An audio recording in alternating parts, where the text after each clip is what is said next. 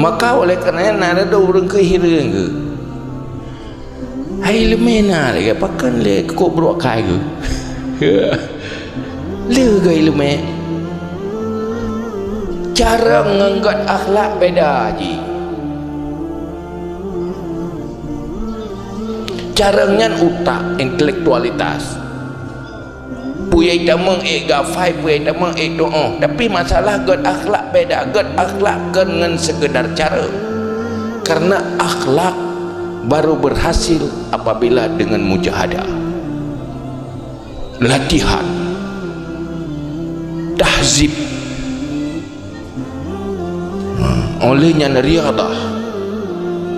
nyo sebenarnya yang dididik oleh para ulama di dalam daya gelatih kerja nemit jak udaya kan sekedar ya betul maka mulai lainan kepegak aturan bedah watai subuh sembahyang watai subuh disiplin watai penuh sembahyang kurang sembahyang langsung sembahyang ijaga watai pegat jamaah sebenarnya didik akhlaknya kengannya tak pegah-pegah tentang sembahyang tetapi dalam kehidupan ji hanai pubut atanya nyan akan terbentuk kepribadian menyuruh zaman watai ajuk anak budaya atau ajuk roh budaya nyan geserahkan roh ke 100% ke deku persih lagi orang yang serah buso bulat bak orang pegak kezikin nyo tunggu nyo nak pegak tak buso nyo bijak kezikin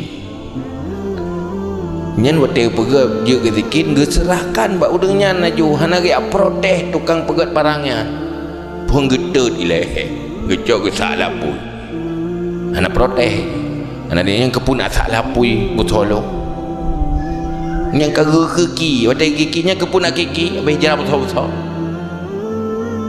anak terima bermacam ujian dan cobaan di dalam pendidikan yang dididik oleh ulama untuk bentuk kepribadian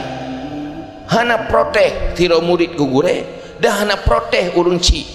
kepada gureana lagi nyo didikan ji maka jet urang menyuruhnya ke hasil bit berat dah didik iwa urang ci bihana mupo kagak lapor polisi